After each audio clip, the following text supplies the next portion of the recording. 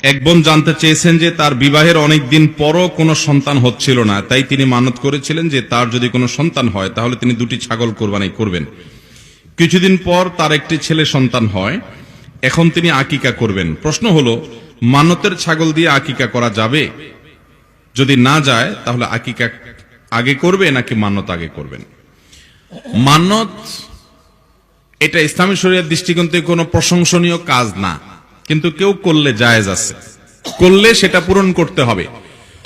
নবী করিম সাল্লাল্লাহু আলাইহি ওয়াসাল্লাম রীতিমতো বলেছেন যে মানত তোমরা মানত করবে না, ইন্নামা ইউস্তাখরাজু বিহি মিনাল বখিল, মান্নতের মাধ্যমে বখিলের কৃপণের সম্পদটা বাহির হয় শুধু, এছাড়া তেমন কিছু না। মান্নত কাকে বলে? মানত বলা হয় আল্লাহ আমার অমুক কাজটা হলে, আমার ছেলেটা অসুখ, সে সুস্থ হলে আমি একটা ছাগল দান করব, 2000 টাকা গরিব মানুষকে দিব, এটা হলো মান্নত।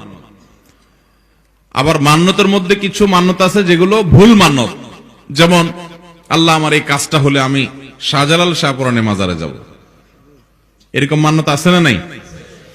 তো এই মান্নতগুলো হলো ভুল মান্নত। শরীয়তে মান্নত বিশুদ্ধ হওয়ার জন্য এমন কাজের মান্নত করতে হবে যেটা শরীয়তে ইবাদত, যেটা ইবাদত, সেরকম কাজের মান্নত করতে হবে। আরো শর্ত আছে। এখন যেটা ইবাদত না, বরং ইবাদতের উদ্দেশ্যে কোনো কবরে আলাদা যাওয়া, এটাই রীতিমতো হাদিসে জায়েজ নাই, হাদিসের নির্দেশ আলোকে, সেখানে ওইরকম মান্নত করা হলো রীতিমতো শরিয়া বিরোধী মান্নত। সেরকম মান্নত পুরা করা জরুরি নাই, বরং নবী করিম সাল্লাল্লাহু আলাইহি ওয়াসাল্লাম বলেছেন, মান নাযারা আন ইয়াসি আল্লাহ ফালা ইয়াসিহি, যদি কেউ হারাম কাজের মান্নত করে তে সেটা পূরণ করবে না, বরং সেটা ভঙ্গ করবে। তো এখন যদি আপনি মান্নত করেন যে আল্লাহ আমার সন্তান যদি হয় তাহলে সেক্ষেত্রে আমি আপনার রাস্তায় দান করব, তাহলে ওই দানটা আপনাকে করতেই হবে। আকিকার ছাগল দিয়ে ওই মান্নত আদায় হবে না, আকিকা তো ভিন্ন ইবাদত, অতএব এটা দিয়ে মান্নত আদায় হবে না, মান্নতটা আপনাকে আলাদা আদায় করতে হবে। আর মান্নত আর আকিকা দুটোর ভিতরে কোনটা অগ্রাধিকার দিবেন, কোনটা আগে করবেন? এর উত্তর হলো, আকিকা তো একটা সময় সংশ্লিষ্ট ইবাদত, 7ম দিনে করা সুন্নাত, না হলে 14-21তম দিনেও করা যায়, পরেও করা যায়, কিন্তু উত্তম হলো 7ম দিনে। অতএব এই দিনে এটা করে ফেলবেন, যদি এর আগে মান্নত করতে পারেন ভালো, আর না হলে পরে করলেও আদায় হয়ে যাবে। এরপরে প্রশ্ন হলো, অনেকেই বলেন বড় তাসবিহ পড়তে হলে ওযু করতে হয়, ওযু ছাড়া বড় তাসবিহ পড়লে গুনাহ হয়, এই ব্যাপারে আপনার মতামত জানতে চাই। বড় তাসবিহ কোনটা আবার? ও লা ইলাহা ইল্লা আনতা সুবহানাকা ইন্নী কুনতু মিনাজ জালিমিন, এটা দোয়া ইউনুস। আল্লাহ তাআলা এই দোয়া সম্পর্কে বলেছেন, ওয়া কাযালিকা নুনজিল মুমিনিন।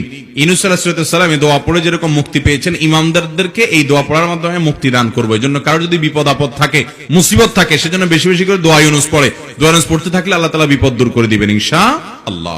ঠিক একই ভাবে নবী করিম সাল্লাল্লাহু আলাইহি ওয়াসাল্লাম বলেছেন, তোমরা আমার ভাই ইউনুস ইবনে মাত্তার এই দোয়াটা পড়ো, তাহলে বিপদ আপদ দূর হবে। আমি প্রায় সময় বলি, কারোর যদি এরকম কোনো বিপদ হয় যে দেয়ালে পিঠ থেকে গেছে, কোনো উপায় দেখেন না, তাহলে কয়েকটা আমল করবেন। নাম্বার 1, দুরুদ পড়বেন বেশি বেশি। নাম্বার 2, ইস্তেগফার করবেন। নাম্বার 3, এই দোয়া ইউনুস পড়বেন। এটা বেশি বেশি পড়া উচিত। এখন কথা হলো, দোয়া ইউনুস পড়ার জন্য ওযু লাগবে, এটা সঠিক কথা না। যেটা কোরআনের আয়াত, ওযু ছাড়াও মুখস্থ তেলাওয়াত করা যাবে। যেটা ধরে ধরে কোরআন শরীফে পড়েন তাহলে ওযু লাগবে, মুখস্থ পড়ার জন্য ওযু দরকার নাই।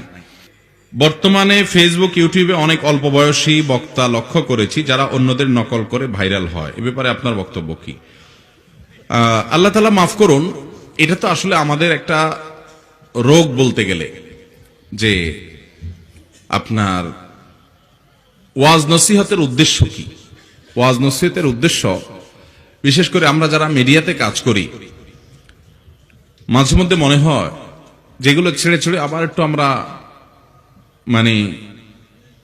একেবারে নিজ নিজ জায়নামাজে ফেরত চলে যাব কিনা।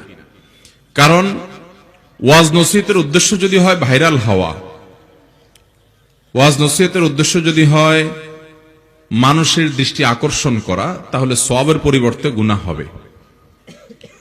অতএব যদি এইরকম অমুকের নকল তমুকের নকল উদ্দেশ্য যদি হয় ভাইরাল হওয়া, পরিচিত হওয়া, বাহাবা নেওয়া, তাহলে সেক্ষেত্রে এগুলো এই বদ উদ্দেশ্যের কারণে সওয়াবের পরিবর্তে আরো গুনাহ হবে, শিরকে আসগর হবে।